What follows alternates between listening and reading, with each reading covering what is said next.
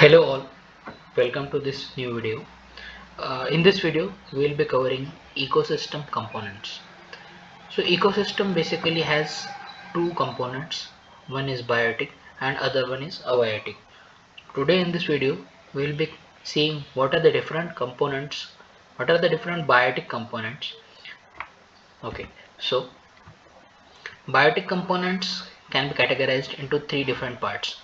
First one being producer, second one is consumer, and third one is decomposer. So moving next into the slides, we will see what are these.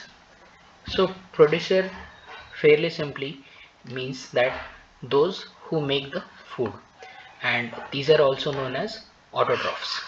So autotrophs, when breaking down this word auto and troughs. Auto means by its own, and troughs means those who produce the food or related to that. Okay, so these can make the food by two methods. Fairly, the first one being photosynthesis, which is quite famous since we know this uh, from childhood, and plants use the method of photosynthesis. Another one being chemosynthesis. So chemosynthesis is the method which can be used by different types of bacteria and algae. So photosynthesis is where the photo, which means the light plays a major role over here. So wherever the light is not available, for example in the deep seas, deep oceans, the light cannot penetrate through. So, and other areas such as geysers where light does not have that much a role to play. So in that case, bacteria and algae use chemical method so as to produce the food, and this is known as chemosynthesis. So that is how there are two different methods so that autotrophs can make their own food. So moving forward, other one is consumer. So consumer is fairly simple. It means that it is dependent on others for the food, and they are also known as heterotrophs.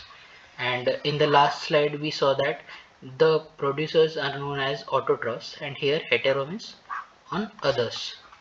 So so consumers are those which are dependent on others for food. So here we can see something, a sort of a food chain. So in this food chain, the first one is plant, which is producer category. So it produces through photosynthesis, and when it produces, after its production, the primary consumer consumes it.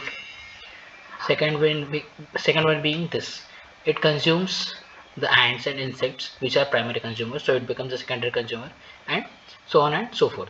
So that is how the food chain works, and it propagates in this direction. So in that food chain we have various types of species named herbivorous and carnivorous and omnivorous as well. So herbivores are those which are the primary consumers, or those who are dependent on the plants, herbs.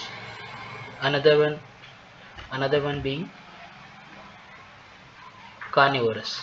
Carnivorous are those who eat the flesh, and omnivorous are those who basically can eat herbs as well, plus they can be carnivorous as well. Okay, so that is how we can differentiate on the basis of what type of food they eat in the consumer category.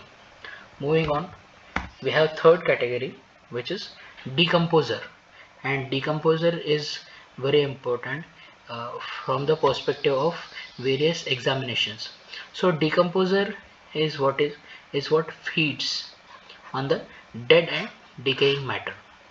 So whenever you see a dead body, you see like something like this sort, or species like this, hovering over that. So these kind of species are decomposers. When dead body is present, that is decomposed, and it releases various types of gases as well, but that is a different part. We'll see that in later videos. So decomposers, from the dead material, they eat them up, and that is how the dead material, you know finally mixes with the soil, and that is how its existence comes to a halt. So there are different types of decomposers. The earthworms, everybody knows that, and they are said to be a friend of farmers. Everyone knows that. It is quite a basic stuff. Then this one. So this is a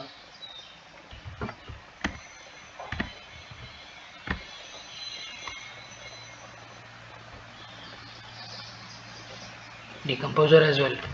This one is rat. So that is how these vultures. So these decomposers are so important that if the decomposers are less in numbers, then the dead and decaying matter would lie exposed, and that would give rise to various kinds of bacteria and diseases. So that is how the decomposers, or which are saprophytes, these are known as saprophytes. So saprophytes play a huge important role, because if the is left exposed, it would give rise to bacteria and diseases, and that will be causing a health hazard. So that is why species like vultures and earthworms are very important, and government is specially focusing on them, so that they basically are protected. And for this reason, there is diclofenac. This is banned in the veterinary care. Diclofenac is banned in the veterinary care because when cow and animals like this die, so vultures feed upon them. And now when vultures feed upon them, if the animals like cow and likewise are treated with diclofenac, then that diclofenac ultimately goes to the vultures, and diclofenac is very dangerous and it is hazardous for the vultures, and that is why diclofenac is banned in the veterinary industry. Other one is, well, so that is why the government is trying to conserve the vultures. There are different types of vultures: red billed, white billed, and so on and so forth. So we'll cover them in later videos. So there is a place in Haryana where government has recently set up a vulture conservation area. So in the comment section, mention what is that area where the vulture conservation has been set up, and government has been trying to, you know take steps so that they conserve the vultures. And that is because we just now saw how they are very important so as to maintain the human health as well.